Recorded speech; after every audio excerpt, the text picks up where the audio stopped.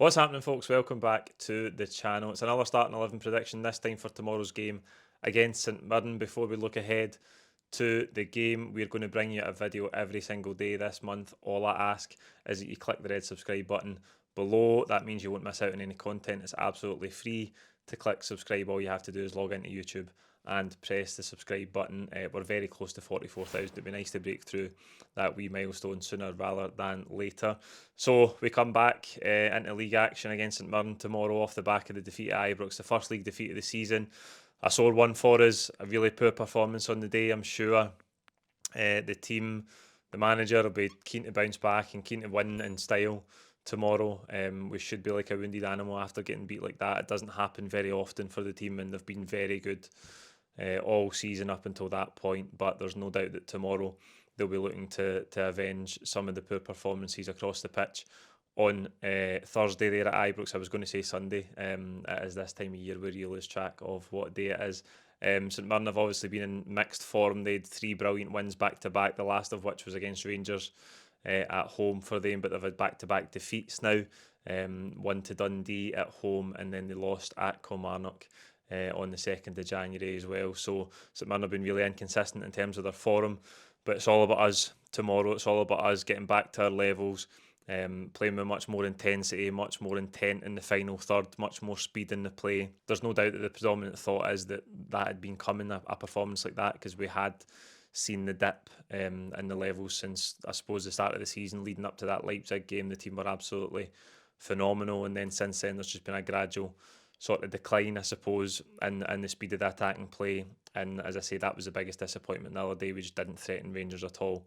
So we've got to get back to that tomorrow. I would expect to see some big changes to the team, given some of the performances and given the options the manager's got at his disposal. So we'll get straight into it, and we'll start in goals like we always do. And it's usually that when I do this and I come to the goalkeeper, I say Kasper Schmeichel didn't have much to do.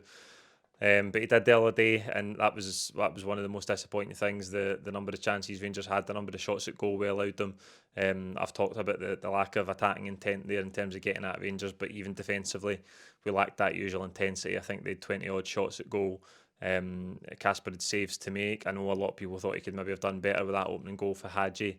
I think he probably could have got down quicker.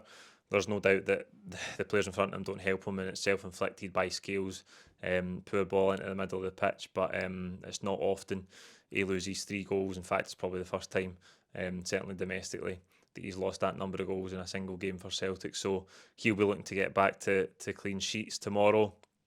Back four, I'm going Johnston, Carter Vickers, Trusty, and Valle. Johnston was really poor the other day. There's no getting away for that.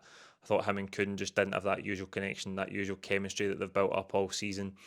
I thought Carter Vickers was probably one of our better performers on the day, but again, nobody can really have pass marks when you play like that collectively. I think he obviously had that crucial block towards the end of the first half that kept it at 1-0 when he puts the last ditch tackle in on Diamande in the box. But again, across the day, you can't really say that he played brilliantly.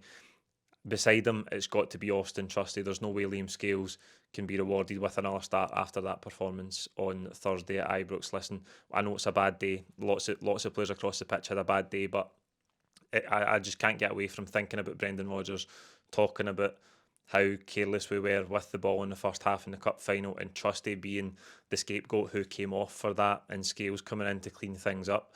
And then watching that performance on Thursday there, I think Austin Trusty's actually been hard done by since then, because to me at the game during the cup final, it wasn't glaringly obvious that Trusty was having a really poor game and he had to come off the pitch. But Brendan Rodgers seemed to suggest that he was the main culprit really in terms of cleaning up the play coming out for the back, and he was replaced. Nothing was clean about the play coming out for the back on Thursday. It was really poor for 90 minutes, and he didn't do anything to change that. And Liam Scales last season, he struggled when he first came into the team, and he was given lots of patience and lots of time, and he did come good and he performed. And then I think since that cup final, Austin Trusty hasn't played a single minute. It's almost as if he's been bombed out. He's been stuck to the bench since he was taken off in the cup final. I think that's quite unfair. We've spent a lot of money on him. I think he needs to come back into the team now, and I think he deserves a run of games, and he deserves that sort of faith and time that was put into Liam Scales last season, given the size of the investment the club have put in him this season to bring him to the club. Left back Alex Valle, I just think, again, going back to the last home game, he performed well. Don't think Taylor's particularly good, and we've got that question mark about his future, which has been hanging over him for some time now. I'm just going to go with Valle left back. In midfield, there could be massive changes. You could change the entire midfield if you wanted to off the back of that performance. McGregor will captain the team, I'm sure. I think Engels will come back in. I put him in the starting lineup for the Rangers game, but somebody said he was ill before the game, which is why he only came on maybe 75, 76 minutes in the game. Not able to start. That was the only player that I was missing from the starting 11. Bernardo obviously played ahead of him. I don't think Bernardo had a great day. I don't think MD had a great day in midfield. McGregor included in that, and Hatate as well. I'm going to go with McCowan to start alongside Engels in front of McGregor. I think Hatate is another one who's in the same boat as Liam Scales. You can't reward that performance the other day with another start. I think he should be taken out of the team. I think McCowan has shown enough to deserve a start. We've got a lot of games coming up. We've got another one in midweek against Dundee United as well, so there's no doubt there'll be some rotation, and I think midfield's one of those key areas where we should see some changes after Thursday. Front three, Kun, Maeda and Ida through the middle. Again, you can't really look at any of those three and say that they did themselves justice on Thursday. Kun was quiet in the game up against Jeffrey after having the joy against him in the second half in the cup final. You thought that was an area we could really get at Rangers, but we just couldn't get the ball to him quick enough. Whenever he was on it, he was too hesitant. He was playing some disconnected passes, looking for Johnston when it was never on, and reluctant to take Jeffrey on. I thought it was a poor performance all round. Maeda was barely in the game, and whenever he was disappointing. And Kyogo up top as well, a few balls up to him that he tried to touch off first time or flick round the corner, and it just wasn't coming off at all.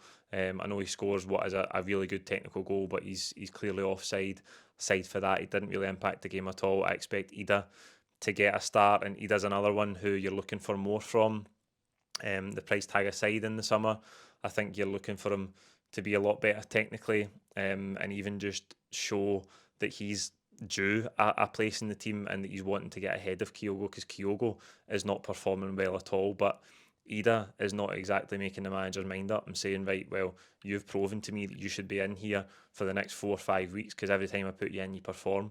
I think the jury's still out on some Ida's performances this season, so if he does get another start, it's another opportunity for him to try and show that, to try and show the manager, listen, if Kyogo's not performing, I'm the man to come in and step up and deliver the goals and deliver the style of play you want. That's both pressing when the other team have got the ball, which Kyogo's obviously very good at, and it's not the best part of Ida's game, but also it's been that focal point, and also being a goal threat and taking the chances when they come along. So there you go, that's the team I think Brendan Rodgers might go with tomorrow. There's no doubt guessing 3 or 4 or 5 changes, it's always difficult to get it right. Let me know who you think will come into the team in the comments below.